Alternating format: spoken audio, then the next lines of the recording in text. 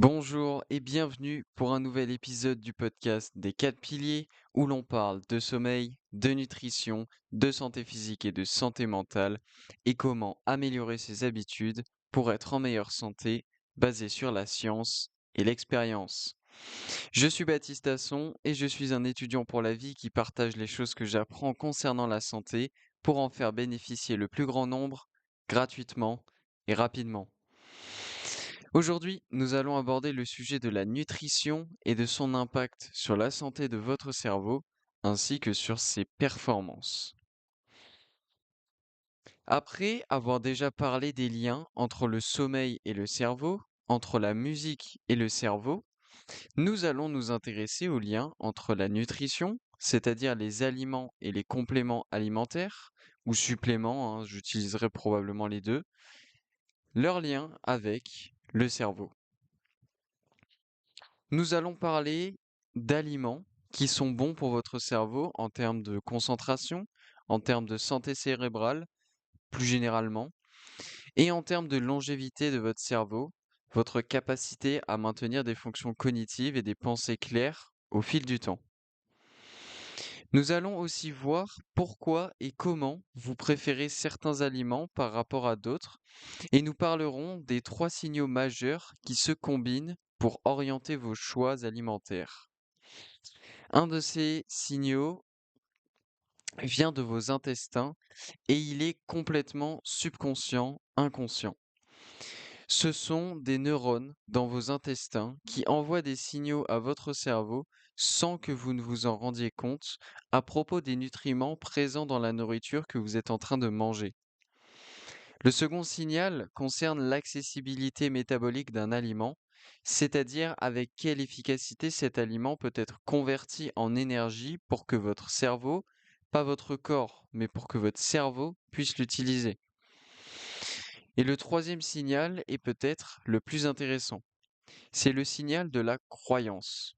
C'est le signal de ce que vous percevez et de ce que vous croyez que l'aliment que vous êtes en train de manger contient et ce que vous pensez sur l'impact que peut avoir cet aliment sur votre santé et votre énergie.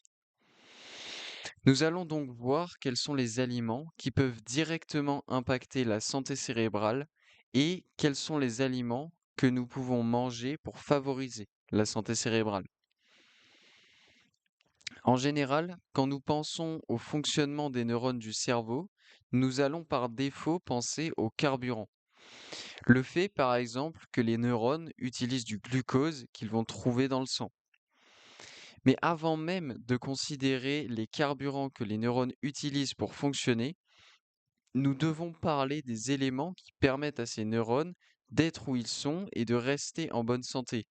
Qu'est-ce qui constitue ces neurones?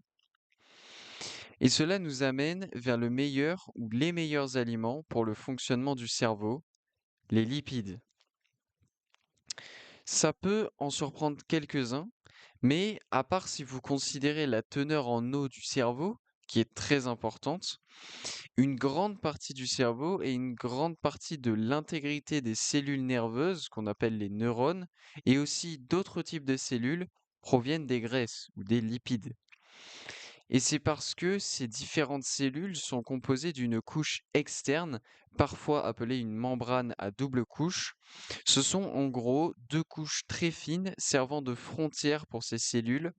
Et cette frontière est très importante car la manière dont les choses traversent cette frontière détermine et régule l'activité électrique des neurones, c'est-à-dire la manière dont les neurones s'activent et communiquent, vous permettant de communiquer, de continuer à penser et à agir et vous permettant de pouvoir faire toutes les choses sympathiques que les neurones vous permettent de faire.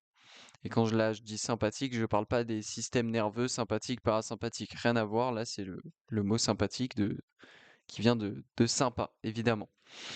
Et ces membranes, elles sont composées de graisses, pas les graisses qui peuvent, par exemple, s'accumuler au niveau du ventre ou autour des organes, hein.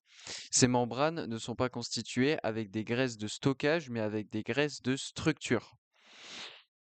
Et maintenir l'intégrité de ces graisses de structure, c'est-à-dire maintenir la santé de ces neurones, va en grande partie venir des aliments que vous mangez. Donc, quel type de graisse est-ce et que devez-vous manger pour soutenir cette graisse et ces neurones? La réponse est ce que l'on appelle les acides gras essentiels et les phospholipides. Ce sont plus ou moins la même chose, mais le but, c'est de rendre une grande quantité de littérature aussi claire que possible. Les acides gras essentiels peuvent inclure l'EPA ou le DHA. Vous entendez souvent parler des oméga 3 ou des oméga 6. La plupart des personnes arrivent à satisfaire leurs besoins en oméga 6 via leur régime alimentaire. En revanche, la plupart des personnes ne satisfont pas leurs besoins en oméga 3 via leur régime alimentaire pour favoriser un fonctionnement sain du cerveau sur les courts et longs termes. Quels sont les aliments contenant une quantité élevée d'oméga 3 que vous pourriez probablement consommer quotidiennement? La première chose, c'est le poisson. Après, je ne sais pas vous, hein, mais personnellement, je mange très rarement du poisson, même si je suis carnivore. Et c'est pour cela que beaucoup de personnes veulent plutôt prendre des compléments alimentaires avec de l'EPA, mais les EPA sont présents dans les graines de chia, les noix, les graines de soja et dans d'autres aliments de type végétal. Vous pouvez regarder ça sur Internet et vous constaterez qu'il existe de nombreuses sources d'EPA. Bien sûr, après, c'est à vous de choisir euh, eh bien, lesquels rentrent dans vos valeurs et dans votre régime alimentaire, bien évidemment. Et parmi les aliments évoqués, certains vous semblent peut-être appétissants, d'autres pas du tout, et d'autres pour lesquels vous êtes plutôt neutre. Mais ce qui est clair est que manger des aliments riches en oméga 3 et ou prendre des suppléments en oméga 3 pour dépasser les 1,5 g, voire atteindre les 2 ou 3 grammes de PA par jour, peut être très bénéfique pour le fonctionnement cognitif sur les courts et longs termes. L'autre composé qui soutient directement le fonctionnement neuronal est la phosphatidylsérine, qui se trouve abondamment dans la viande et le poisson. Pour ceux d'entre vous qui consomment suffisamment de viande et de poisson, vous devriez suffisamment consommer de phosphatidylsérine, pardon. Pour ceux qui sont intéressés par des compléments de phosphatidylsérine, c'est un complément relativement abordable qui est similaire aux lipides, donc il imite certaines choses que vous trouvez dans la nourriture, mais dans une concentration plus élevée, puisque les compléments alimentaires sont généralement dans des concentrations plus élevées que ce que l'on peut trouver dans la nature. Maintenant, après les acides gras essentiels avec l'EPA, après la phosphatidylsérine, la troisième chose parmi les composés qui viennent des aliments et qui peuvent facilement soutenir le fonctionnement cérébral est la choline. choline, la choline. Et c'est à cause du lien entre la choline dans la voie de biosynthèse et d'acétylcholine. L'acétylcholine est un neuromodulateur, pas un neurotransmetteur, mais un neuromodulateur dans le cerveau. Donc, c'est de façon imagée un surligneur électrique. C'est la base de ce que l'on appelle l'attention ou votre capacité à vous concentrer sur un ensemble particulier d'informations qui proviennent de vos oreilles, de vos yeux, de votre nez, ou juste de choses auxquelles vous pensez dans votre tête. Par conséquent, il n'est pas surprenant que beaucoup de traitements pour la maladie d'Alzheimer, qui est une incapacité ou de grandes difficultés pour se rappeler des choses et pour se concentrer, sont des médicaments qui impactent la voie de l'acétylcholine et qui visent à augmenter la quantité d'acétylcholine qui est disponible pour les neurones. La source primaire de choline en termes d'aliments va être l'œuf et en particulier le jaune d'œuf. Les œufs sont une source incroyable de nutriments pour le cerveau. Et c'est parce qu'en fait, l'œuf, si vous y pensez, contient tous les nutriments qui sont nécessaires à la croissance d'un organisme. Maintenant, si vous ne mangez pas d'œufs car vous n'aimez pas ou parce qu'ils ne font pas partie de votre régime alimentaire, vous pourrez trouver de la choline en moins de grande quantité et moins biodisponible, mais il y en aura quand même dans des aliments comme les pommes de terre, les noix, les céréales ou les fruits. En général, la plupart des personnes devraient essayer de prendre entre 500 mg et 1 g de choline par jour, ce qui représente entre 3 et 6 œufs par jour environ. Le composé suivant de notre liste, pour lequel de nombreuses études ont montré les bénéfices sur les fonctionnements neuronal et cérébral, est la créatine. Vous pouvez en trouver en bonne quantité dans la viande de tout type. Elle se trouve aussi facilement en complément alimentaire. La créatine peut en fait être utilisée comme une source de carburant dans le cerveau et il existe certaines preuves qu'elle peut améliorer le fonctionnement de certains circuits corticaux qui sont connectés avec des zones du cerveau impliquées dans la régulation de l'humeur et la motivation. Quel est le seuil de créatine à prendre pour obtenir des bénéfices cognitifs, me direz-vous? Il semble que c'est au moins 5 grammes par jour. La forme la plus courante de créatine est la créatine monohydratée.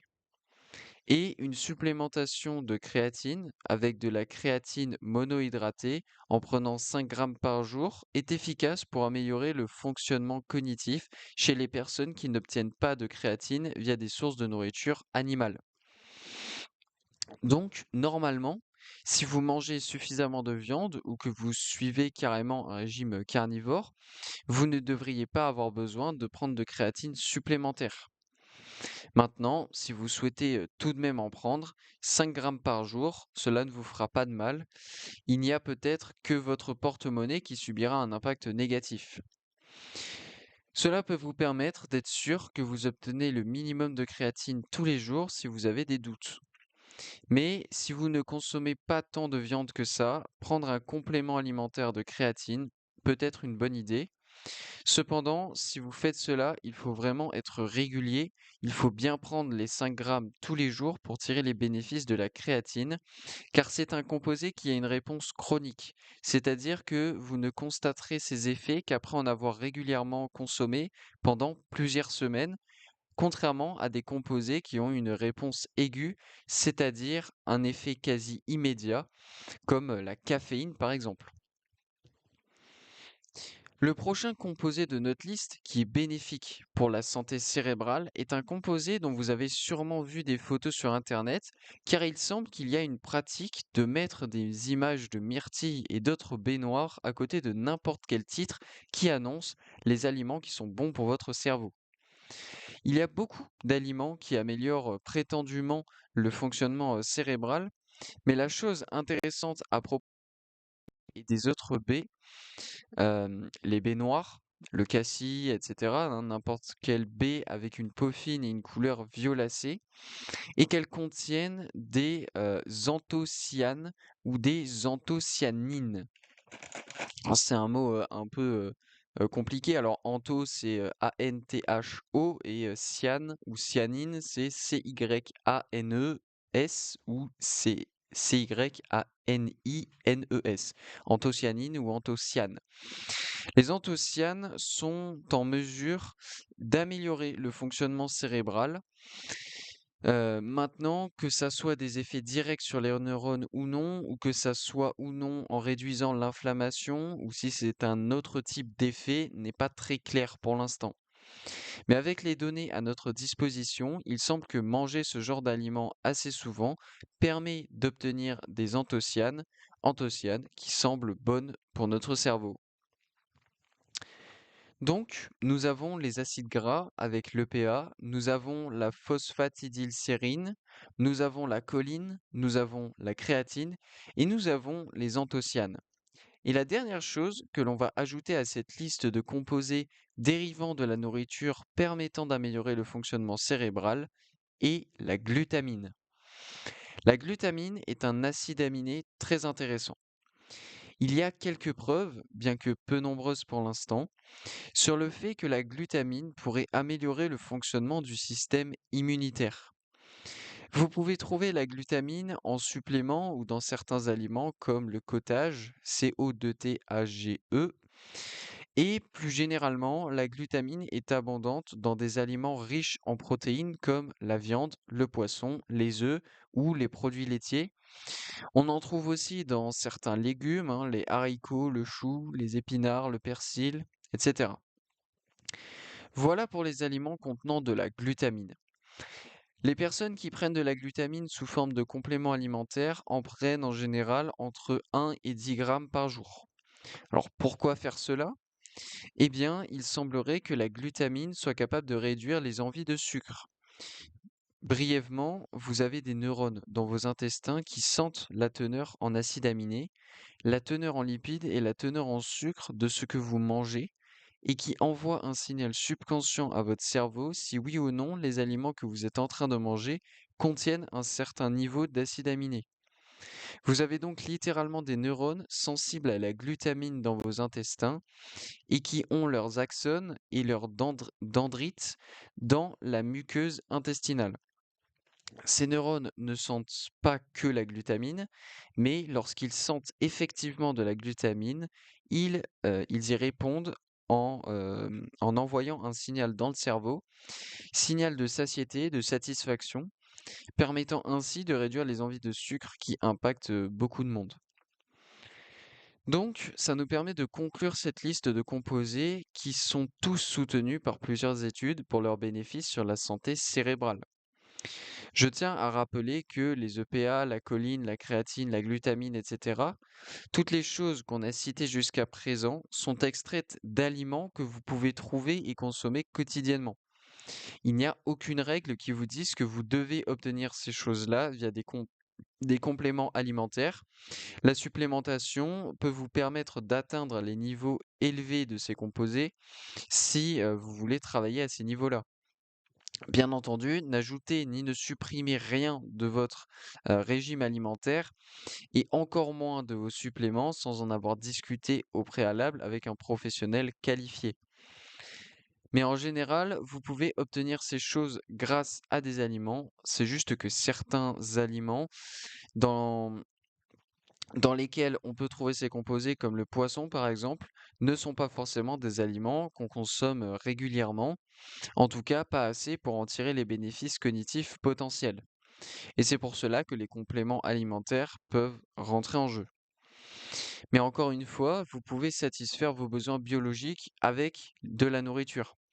La raison pour laquelle je vous ai présenté cette liste et la raison pour laquelle je vous l'ai présentée dans cet ordre est parce que ces composés soutiennent la structure des neurones ainsi que la structure des autres cellules du cerveau qui participent dans nos fonctions cognitives et qui sont importantes pour l'attention et pour la capacité à se rappeler des choses, etc.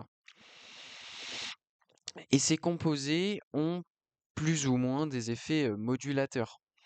Ils vont aussi avoir des effets modulateurs sur le sommeil, l'inflammation ou la réduction d'inflammation dans le corps, sur le fonctionnement cardiovasculaire, qui sont tous des effets positifs. En tout cas, aucun de ces composés ne sont dangereux et nuisibles pour le corps, à condition qu'ils soient consommés à des doses raisonnables, bien sûr. Donc, tout ce qui est présent dans cette liste est orienté vers la réponse à la question: que puis-je manger en termes d'aliments ou de compléments alimentaires qui puissent soutenir le bon fonctionnement cérébral sur les courts et longs termes? J'espère donc que vous trouvez cette liste bénéfique. Sinon, pour vous, pardon, au moins pour examen.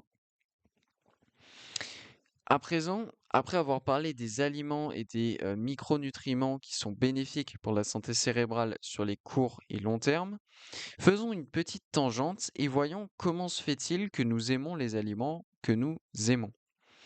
Vous avez tous entendu que l'être humain est câblé pour poursuivre le sucre, qu'il aime les aliments gras et que les aliments riches en calories sont attirants pour plein de raisons, comme survivre à des famines et d'autres choses dans ce genre. Eh bien, et bien que ça soit en partie vrai, les mécanismes sous-jacents à la recherche de nourriture et aux préférences sont bien plus intéressants que ça. Il y a en gros trois canaux dans notre système nerveux qui nous permettent de décider quels aliments consommer quelle quantité manger et si oui ou non nous trouvons un aliment particulier attirant, appétissant, si oui ou non nous voulons en consommer plus, si oui ou non nous voulons l'éviter, ou si c'est un peu entre les deux. Et en effet, c'est ce que fait le système nerveux concernant l'alimentation.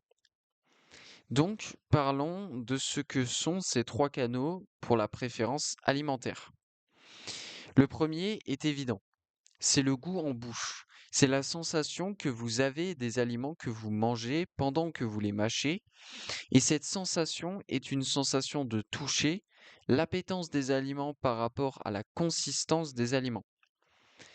C'est important et, comme vous le savez, vous avez des capteurs sur votre langue et un peu partout dans votre bouche qui détectent les différentes substances chimiques contenues dans les aliments et qui amènent le goût qu'on peut qualifier d'amer, de sucré, de salé, d'aigre ou d'umami, de savoureux. Le récepteur de l'umami est un récepteur qui répond au goût savoureux des aliments. C'est ce que vous allez par exemple trouver dans une sauce tomate très riche ou avec une pièce de viande bien cuite. L'umami est présente à la fois dans les aliments végétaux et animaux et donne cette sensation savoureuse. Donc, nous avons ces 5 goûts basiques. Ce sont des capteurs chimiques sur la langue qui traduisent les substances chimiques présentes dans la nourriture. Ces substances chimiques se lient à ces récepteurs et elles sont transduites, c'est-à-dire que la liaison de ces substances chimiques avec les récepteurs est convertie en un signal électrique qui voyage depuis la langue via le nerf gustatif puis les synapses, c'est-à-dire que ça établit des connexions avec le tronc cérébral dans ce que l'on appelle le noyau du faisceau solitaire, un noyau étant un ensemble de neurones et ça envoie ensuite de l'information vers le cortex insulaire. Le cortex insulaire est une superstructure que tout le monde possède, qui est principalement concernée par ce que l'on appelle l'interoception, c'est-à-dire la perception de ce qui se passe dans le corps, à l'intérieur du corps. Ça peut être la pression dans les intestins à cause de la quantité de nourriture présente. Ça peut être l'acidité intestinale, par exemple, s'il y a une petite indigestion. Et sans trop de surprise, le système gustatif envoie de l'information au cortex insulaire pour littéralement vous donner une idée de ce que vous avez ingéré, si ce que vous goûtez a bon goût ou non. Ce que ça signifie est que votre perception de ce que vous aimez est un phénomène central, c'est-à-dire un phénomène qui se passe profondément dans le cerveau. Ce n'est pas une question de goût. Et comme nous allons le voir dans quelques minutes, il s'avère que ce n'est pas une relation directe qui est déjà câblée. Vous pouvez en fait découpler la présence pour un goût particulier avec la préférence, pardon, pour un goût particulier avec le système de récompense dans le cerveau. C'est en fait possible de recabler le sens du goût et la préférence pour certains aliments. Mais la chose la plus importante à comprendre est que comme pour l'ouïe, comme pour la vue et comme pour l'odorat, le goût est une représentation interne qui a des objectifs particuliers pour vous.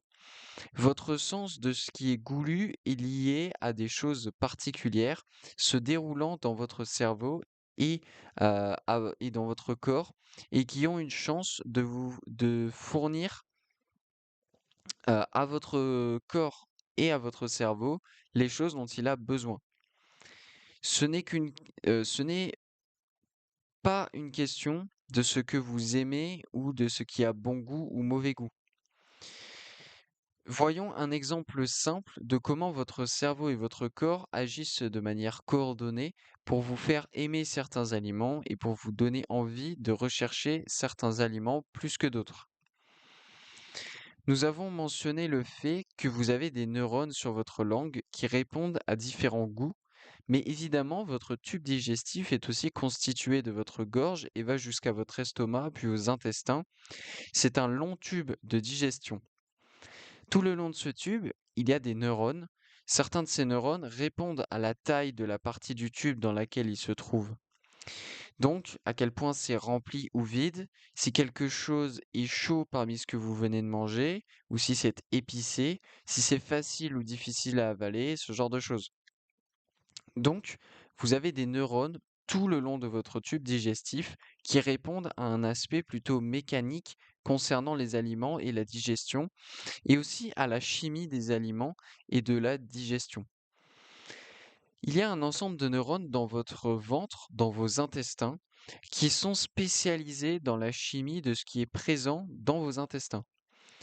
Ces neurones sont appelés les cellules neuropodes et ils répondent aux acides aminés, au sucre et aux acides gras. Donc, tandis que votre repas est digéré, pendant que la nourriture passe dans vos intestins, les neurones présents sont en train d'évaluer quel type d'aliments sont présents et quelles sont les choses qui sont en train de se frayer un chemin dans les intestins. Et ces neurones particuliers envoient des signaux électriques au cerveau et passent par un petit passage appelé le ganglion inférieur du nerf vague, qui est un ensemble de neurones qui envoient un signal à leur tour qui engendre la libération de dopamine, une molécule qui inspire la motivation, la récompense et qui recherche à avoir plus de ce qui a permis de la libérer. Ce sont des neurones très intéressants car ce qu'ils font essentiellement est de fournir un signal subconscient à propos de la qualité des aliments que vous mangez, ce que contiennent ces aliments, et ils engendrent par la suite la libération d'une molécule dans votre cerveau, la dopamine, qui vous pousse à rechercher plus d'aliments de ce genre. Donc, nous venons de mentionner deux des trois mécanismes qui font qu'on préfère certains aliments.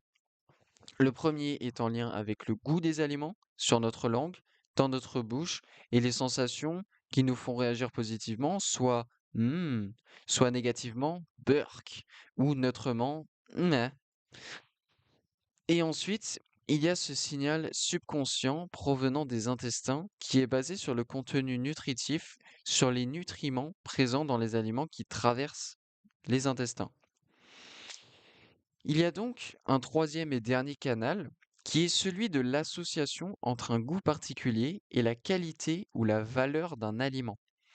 Et c'est là que les choses commencent à devenir très intéressantes et où il y a un levier qui vous permet de redéfinir ce que vous considérez comme goulu ou ce que vous ne voulez plus.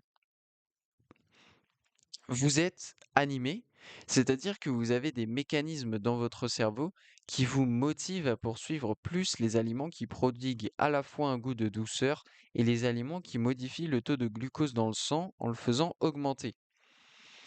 Donc, les êtres humains en général sont motivés pour manger des choses sucrées, pas simplement parce qu'elles ont bon goût, mais parce qu'elles changent le taux de sucre dans le sang, elles augmentent le taux de sucre dans le sang. Ce que votre cerveau, c'est-à-dire ce que vous recherchez lorsque vous mangez, n'est pas le goût, n'est pas la dopamine, ce n'est même pas une augmentation du taux de glucose dans le sang. Ce que vous recherchez, même si vous ne vous en rendez pas compte, parce que c'est un mécanisme subconscient, vous recherchez des choses qui permettent à vos neurones d'être actifs métaboliquement. Et c'est fondamentalement important pour comprendre pourquoi vous mangez certaines nourritures et comment vous pouvez changer votre relation avec ces nourritures. Plus tôt, nous avons parlé de ces circuits comme étant câblés pour faire quelque chose.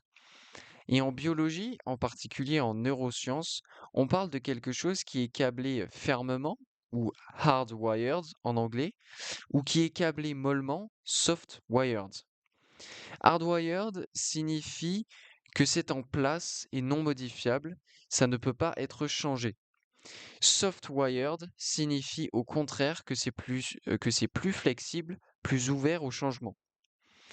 Le système gustatif et ce système général de poursuite de certains aliments est câblé fortement, c'est-à-dire hardwired, pour obtenir certains types de nutriments.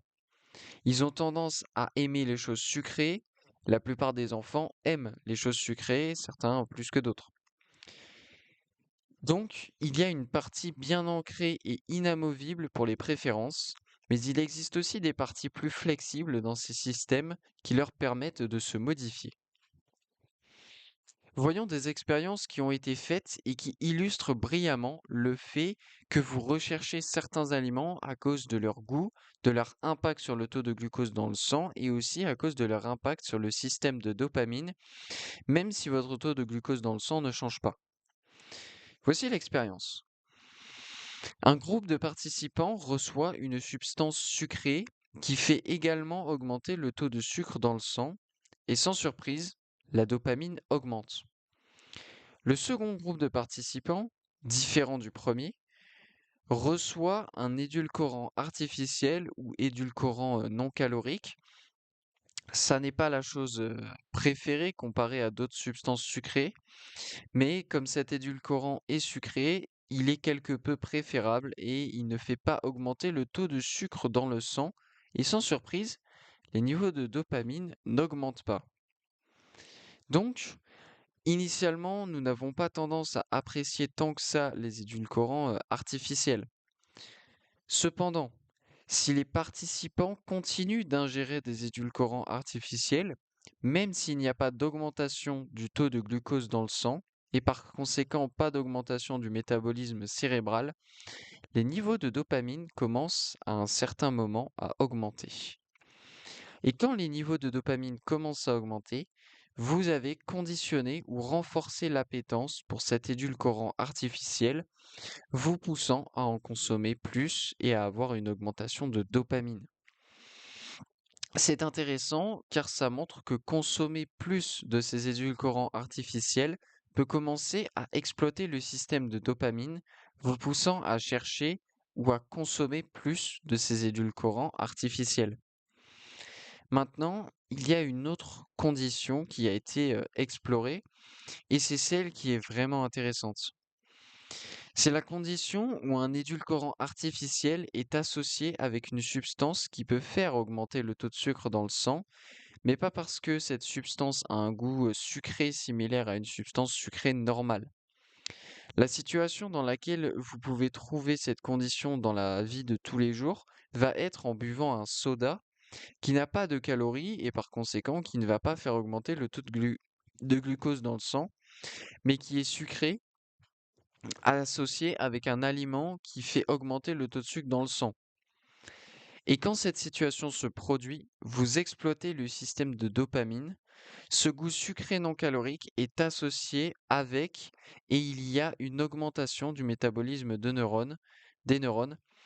Vous avez donc toutes les composantes pour le renforcement et par conséquent, vous vous mettez dans une situation où lorsque vous ingérerez plus tard cet édulcorant artificiel, vous n'avez pas seulement l'augmentation des niveaux de dopamine, mais vous avez aussi des altérations de la gestion du taux de glucose dans le sang. Donc si vous buvez par exemple un soda tout en mangeant des aliments qui font augmenter votre taux de glucose dans le sang, alors plus tard, même si vous ne buvez que le soda, il a été montré que vous sécrétez beaucoup plus d'insuline, l'hormone qui régule le taux de glucose dans le sang, en réponse à ce soda. Et ce qu'on peut retirer de tout cela est que si vous allez consommer des édulcorants artificiels, il est très probablement mieux de les consommer seuls, sans prendre d'aliments qui font augmenter le taux de glucose dans le sang en même temps. Donc si vous voulez par exemple boire des sodas, évitez de le faire en même temps que vous consommez de la nourriture, en particulier des aliments qui font augmenter le taux de sucre dans le sang, car ce qu'ont montré les études faites à ce sujet est que cela peut perturber la gestion du taux de sucre dans le sang à cause du système insuline-glucose. D'autres études ont exploré la réponse corporelle en termes de libération d'insuline et de libération d'autres hormones liées à la nourriture et à l'alimentation, et aussi aux sentiments globaux de satisfaction, etc.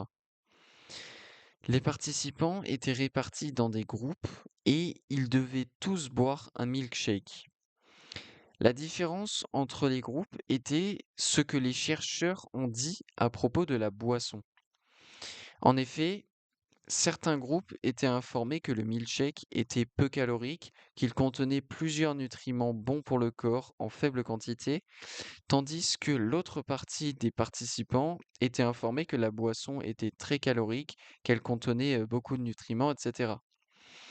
Et ce qui a été trouvé est que la réponse physiologique, la réponse de l'insuline, la réponse du taux de sucre dans le sang et les mesures subjectives de si les personnes ont apprécié quelque chose ou non, toutes ces choses-là étaient grandement influencées par ce que les chercheurs leur avaient dit à propos de la composition du milkshake.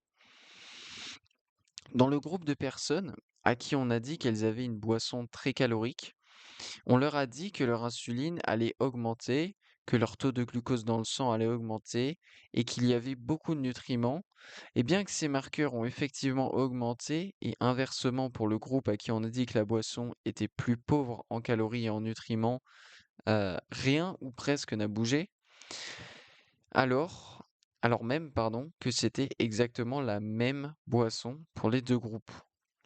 Et ce résultat, il est assez incroyable car il traduit un effet de croyance. Il ne s'agit pas d'un effet placebo, c'est un effet de croyance où la croyance et les pensées subjectives à propos de ce qu'une nourriture donnée va faire sur le corps a un impact direct sur des mesures physiologiques comme le taux de glucose dans le sang. Donc, si on prend un peu de recul et qu'on essaie de penser à comment on pourrait incorporer ça pour rendre la consommation d'aliments sains pour la santé cérébrale sur les court et long termes bénéfiques, ce que ça signifie est que bien sûr, vous voulez consommer des aliments que vous appréciez, mais comme la santé cérébrale est très importante et que des aliments qui soutiennent la santé du cerveau ne sont pas forcément les plus appétissants pour vous ou les plus désirables pour vous, si vous voulez manger plus d'un aliment particulier car c'est bon pour la santé, vous pouvez l'associer avec un autre aliment qui vous fournit un changement de votre métabolisme cérébral, car c'est ce que vous et votre cerveau recherchez, même si vous ne le réalisez pas. Combien de temps cela prendra-t-il de faire cela? Les données montrent qu'au bout d'une courte période de 7 jours et assurément au bout de 14 jours, cet aliment vous semblera au moins meilleur, voire bon, selon votre expérience subjective du goût. Cela joue un rôle important dans la plupart des controverses et des guerres de nourriture auxquelles nous sommes exposés. La guerre de nourriture étant l'opposition entre des groupes qui pensent dur comme fer que leur régime alimentaire, que ce qu'ils mangent sont les meilleurs aliments pour la santé, etc., et que ce sont les choses que tout le monde devrait manger. Ce qui est certain, en tout cas, est que ce que vous consommez de manière régulière et qui conduit à l'augmentation du métabolisme cérébral conduit à l'augmentation des niveaux de dopamine et par conséquent à l'augmentation de l'envie de manger ces choses-là. Ce que ça signifie est que ce que vous avez tendance à faire régulièrement devient un renforcement en soi. Et cela peut expliquer en grande partie pourquoi certaines personnes suivent un certain régime alimentaire, non seulement, waouh, j'ai buggé. Donc je vais reprendre la phrase. Donc cela peut expliquer en grande partie pourquoi, pour certaines personnes, un certain régime alimentaire non seulement fait du bien, et pourquoi elles «s'abonnent» entre guillemets aux nutriments et aux effets bénéfiques que ce régime alimentaire leur fournit. Ce que ça met en évidence est que les aliments impactent votre cerveau et sa santé, mais ils impactent également comment votre cerveau fonctionne et répond aux aliments, et c'est largement une réponse apprise au cours du temps, pas une réponse innée. Vous ne pouvez pas complètement empêcher que certains aliments, par exemple, suscitent un burk. Certains aliments sont vraiment putrides pour vous, mais il est vrai que si vous continuez à manger des aliments qui sont progressivement de plus en plus sucrés et très appétissants, cela change votre système de dopamine car ça l'active pour vous faire croire que ces aliments sont les seuls qui peuvent déclencher ce système de récompense et vous faire vous sentir bien. Mais après avoir consommé des aliments qui sont moins sucrés ou même un peu moins savoureux, qui ne sont pas des aliments ultra appétissants, vous pouvez littéralement ajuster votre sens de ce que vous percevez comme un aliment attractif et récompensant. Et le système de dopamine va en effet récompenser ces aliments en conséquence. Dit simplement, vous n'aimez pas juste les aliments sucrés parce qu'ils ont bon goût, vous les aimez car ils prédisent un certain type de réponse métabolique. Si vous souhaitez en apprendre plus à propos de la récompense de la récompense et de la nourriture, je vous ai mis un lien vers une critique à ce sujet en description. Ça traite de comment différents aliments et la manière dont on les perçoit impactent le cerveau et le corps et pourquoi vous aimez les choses que vous aimez et comment remodeler ce que vous aimez. Donc, nous avons fait une analyse plutôt approfondie à propos des liens entre l'alimentation et le cerveau. Nous avons construit une liste de composés utiles pour la santé cérébrale et nous avons aussi parlé de la préférence alimentaire et pourquoi certains goûts, certains phénomènes dans les intestins et dans le cerveau se combinent pour vous conduire à poursuivre certains aliments ou à les éviter au contraire, et comment vous pouvez utiliser ces canaux pour poursuivre plus d'aliments qui seront bons pour vous et qui seront bons à la fois pour votre santé cérébrale et pour votre santé corporelle. Cet épisode est donc terminé. Je vous remercie d'avoir suivi ce nouvel épisode du podcast des 4 piliers. Comme toujours, n'hésitez pas à vous abonner, à suivre le podcast selon la plateforme depuis laquelle vous l'écoutez, à mettre un like ou des étoiles, à commenter, me dire aussi en commentaire pourquoi pas certains sujets peut-être que vous aimeriez que je traite dans le futur sur le podcast. Et puis nous, comme toujours, eh bien, on se retrouve mardi prochain à 18h pour un nouvel épisode du podcast des 4 piliers. Et puis on se retrouve et aussi évidemment le jeudi et le samedi à 18h pour deux formats courts, les formats courts qui sont également disponibles en audio sur toutes les plateformes de streaming. Merci à vous et comme toujours, bien sûr, je vous souhaite une excellente journée.